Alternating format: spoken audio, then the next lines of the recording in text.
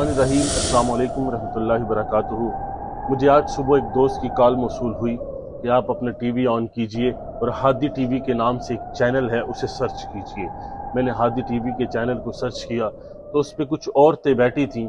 उन्होंने अपने साथ कुछ छोटी बच्चियों को बिठा रखा है और वो ईद गदीर की अहमियत को बयान करते हुए उन बच्चियों से सवाल कर रही हैं कि क्या आप जानती हैं कि ईद गदीर हमारे लिए सबसे बड़ी ईद है और ईद गदीर के मौके पर क्या किया जाता है।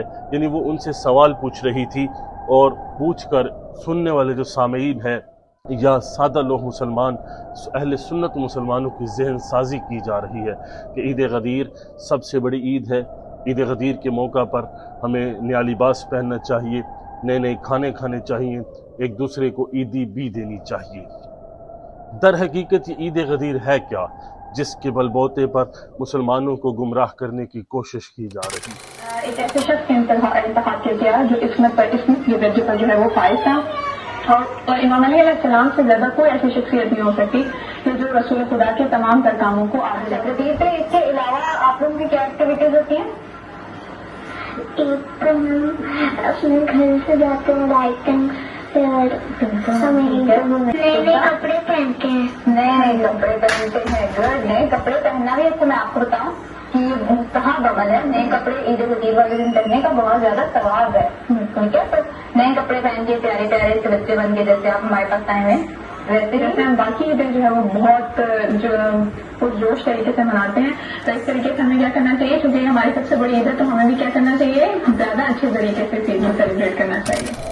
इस ईद गदीर का पस मंज़र क्या है? दर हकीकत 18 ज़िलहज का दिन है और 18 ज़िलहज को इस्लाम की तारीख में दो वाक़यात रूनुमा हुए। मैं मुख्तसर सा पस मंज़र दोनों का आपके सामने रखूँगा।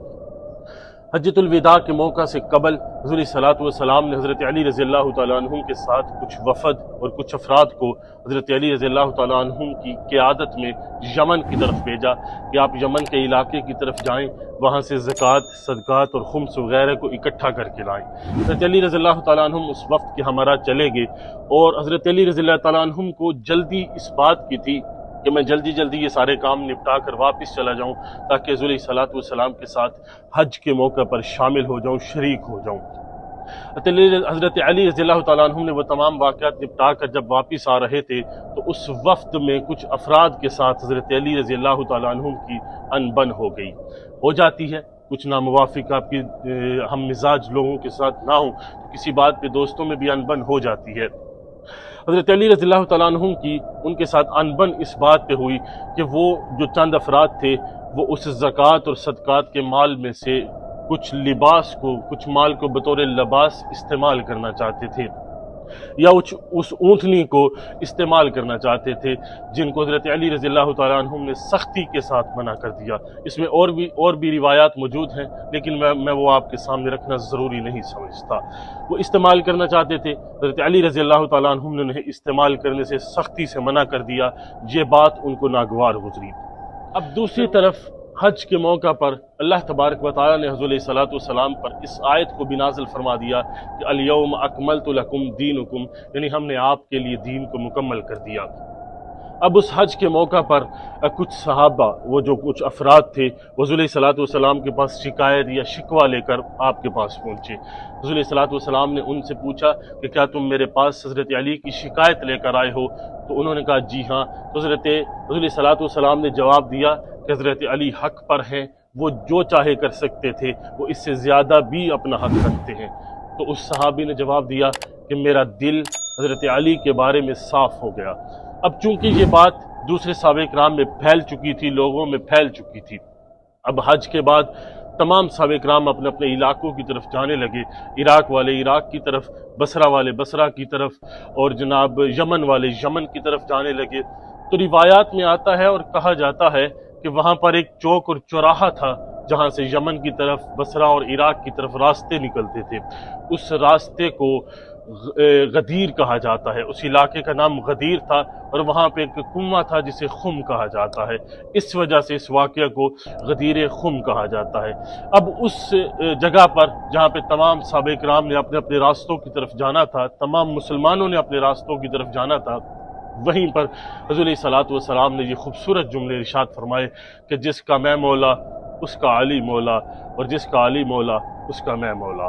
اب اس واقعے کی، اس غدیر خم واقعے کی صرف اتنی سی حقیقت ہے۔ اب تاریخ کا دوسرا پس منظر یہ ہے کہ 18 ذی الحج کو دوسرا واقعہ، یعنی حضرت عثمان رضی اللہ تعالی عنہم کی شہادت کا دن ہے، ان کی مظلوم شہادت ہے۔ اب در حقیقت ان لوگوں کے اندر حضرت عثمان رضی اللہ تعالیٰ عنہم کا بغض موجود ہے۔ یہ غدیر خم، عید غدیر کے نام سے جو عید مناتے ہیں، در حقیقت ان کے دل کے اندر حضرت عثمان رضی اللہ تعالیٰ عنہم کا بغض ہے، صحابہ کا بغض ہے۔ یہ اس دن کے اندر مٹھائیاں بانٹتے ہیں، یہ اس دن کے اندر بریانی بانٹتے ہیں، دیگے پکاتے ہیں، خوشی مناتے ہیں، اور یہ حقیقت اور یہ خوشی ان کو حضرت علی کی نہیں، یا اس موقع کی یا اس واقعے کی نہیں، ان کو خوشی بغض حضرت عثمان رضی اللہ تعالیٰ عنہ کی ہے۔ یہ اس بغض میں خوشی مناتے ہیں اور سادہ لوگ مسلمانوں کو گمراہ کرنے کی کوشش کرتے ہیں عید غدیر کے نام سے، اور اب انہوں نے عید غدیر کے نام سے سادہ لوگ مسلمانوں کی ذہن سازی بھی شروع کر دی۔ ہم اہل بیت سے بھی محبت کرتے ہیں، ہم صحابہ سے بھی محبت کرتے ہیں، اہل بیت بھی ہمارے ایمان کا حصہ ہے، صحابہ بھی ہمارے ایمان کا حصہ ہے۔ آپ سے التماس ہے، آپ اپنے آنے والی نسل کو، اپنے بہن بھائیوں کو اور اپنی اولاد کو اس پروپیگنڈا اور اس حقیقت سے بچائیں۔ اللہ تعالیٰ میرا اور آپ کا، تمام امت مسلمہ کا ہمیشہ سے حامی و ناصر ہو۔ پاکستان ہمیشہ زندہ باد۔